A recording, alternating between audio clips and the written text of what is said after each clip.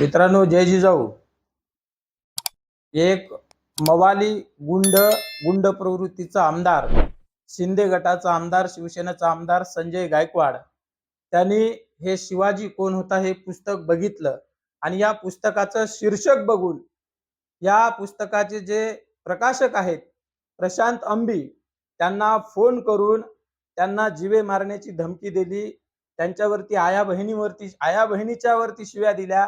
त्यांना त्या video call मध्ये असं सुद्धा म्हणतो की शिवाजी महाराज तुझ्या मायचा नवरा आहे.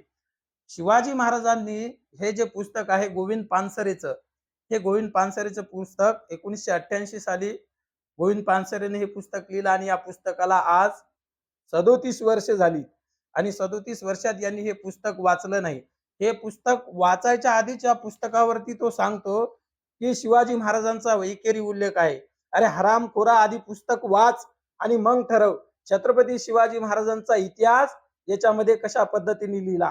छत्रपती शिवाजी महाराज म्हणजे शेतकऱ्यांचे राजे, छत्रपती शिवाजी महाराज आया बहिणींचे राजे, या पुस्तकामध्ये असा उल्लेख केलाय.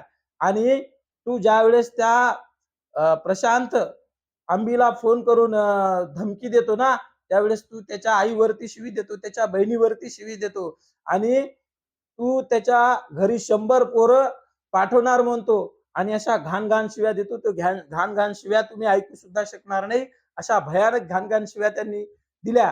पण या पुस्तकामध्ये छत्रपती शिवाजी महाराजांचा इतिहास, हा दैदिप्यमान इतिहास त्यांनी लिहिला आणि म्हणूनच चांगला आणि खरा इतिहास लिहिला. म्हणून गोविंद पानसरेंना मारलं, गोविंद पानसरेंची हत्या केली याच पुस्तकाचा प्रचार प्रसार करत होते म्हणून. आणि हा हरामखोर छत्रपती शिवाजी महाराज तुझ्या आईचा नवरा आहे म्हणतो. अरे शिवाजी महाराजांनी आया बहिणीची इज्जत करायसाठी करण्याचं शिकवलं आणि तू त्याच आया बहिणीला शिव्या देतो. तू शिवाजी महाराजांचं नाव घेण्याच्या सुद्धा लायकीचा नाही हा संजय गायकवाड हरामखोर.